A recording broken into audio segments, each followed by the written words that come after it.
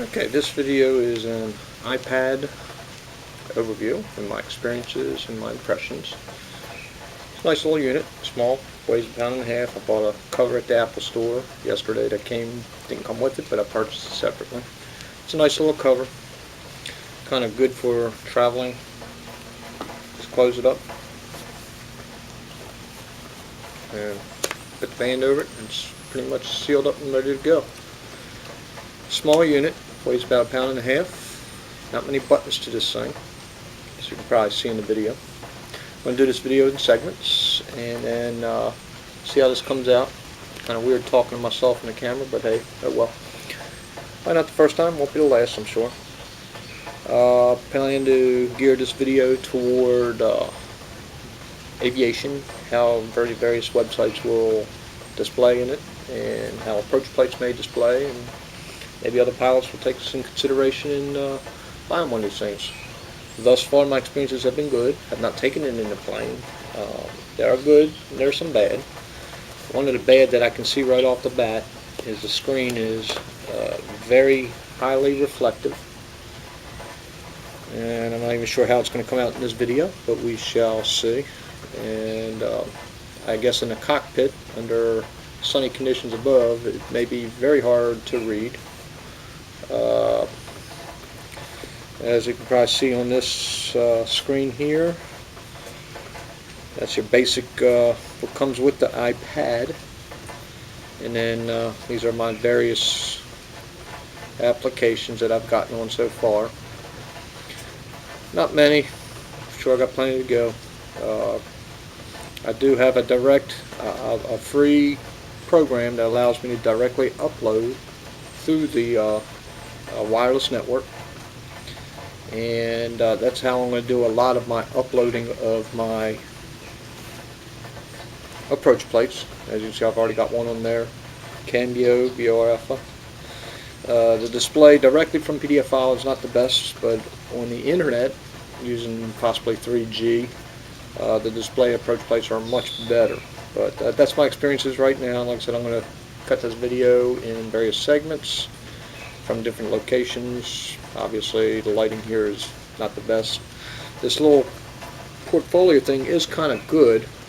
It has ridges on the back side here where I can actually set the iPad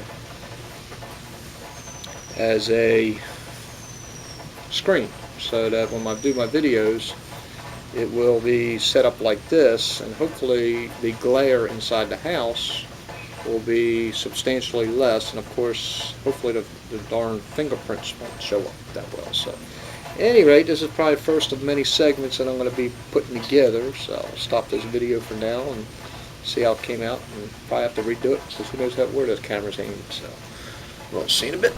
Alrighty, this will be the first segment of many, I'm sure, to come. God only knows how many retakes I will do, but this will probably take number 55 on my first segment. Nah, not quite that bad. Just had to get this set up so that I make most use of the time without boring the viewer of what it takes to set it up. But this is by iPad. Now I've got it propped up so you can view it much better than the original segment. And this first segment will be covering just basically weather sites that I use in consideration of my flight planning. Particularly, I do have a flight plan for tomorrow, originating from Madison, Mississippi and going to Meridian, Mississippi. And again, I'm just primarily the purpose of this video is to display how the iPad displays various aviation websites that I might use, and some are public. And hopefully this will help another pilot evaluate whether this unit will be useful to them in the aviation aspect of our flying. I use a program called Perfect Browser. It's a paid application for 99 cents, and it behaves exactly like Firefox. It's got individual tabs. I find it does load pages better than Safari, but that's my experiences, and we're going to go with that. As you can see, I load up the NOAA weather site because that's what I use basically for planning stages a day in advance. Don't need an aviation website to decide if it's going to rain or not, or if it's going to be bad weather or below your minimums. So that's a nice thing about me versus Freight Dog. that has to fly, I can decide accordingly. I basically just more or less go to the common weather site, pull up my own forecast, and if I was to evaluate today for tomorrow, looking at Sunday is tomorrow, 30% chance of showers and thunderstorms, that would be a no-go for me. Yeah, it's just a no-brainer. It's not worth trying to pick my way through thunderstorms. So, but that's tomorrow. It's just something to keep in my mind that it's probably going to be a no-go, but the decision for that won't be made until tomorrow because, as we know, forecasts change. Another website I do like to use again for pre-flight basis, a couple days in advance, is the Nav Monster. Pretty much puts everything in an aviation format, and as you can see, the display of it is pretty good. I was impressed on the iPad. It's almost similar to what I see on the desktop. Again, just basic information. Gives me my METAR, gives me my TAF, gives me everything I need to know about the airport, winds aloft, area forecast.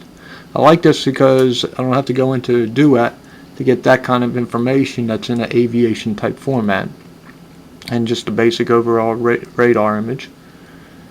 Satellite gives me everything I want: PIREPs, TFRs, NOTAMs. If I wanted to pull up NOTAMs from Madison, gives me the NOTAMs that I need. So these are the two main websites I use basically for weather planning, and whether I decide to go launch or not, or days before the flight. Of course, before the flight, I will get a formal briefing through Duet, and I'm going to do a Duet briefing just to show how that will display on the iPad in another video. So that will stop for now. I see this video is getting long, 3 minutes 40 seconds, and probably going to have to do this entire segment in multiple segments for YouTube. So enough for now.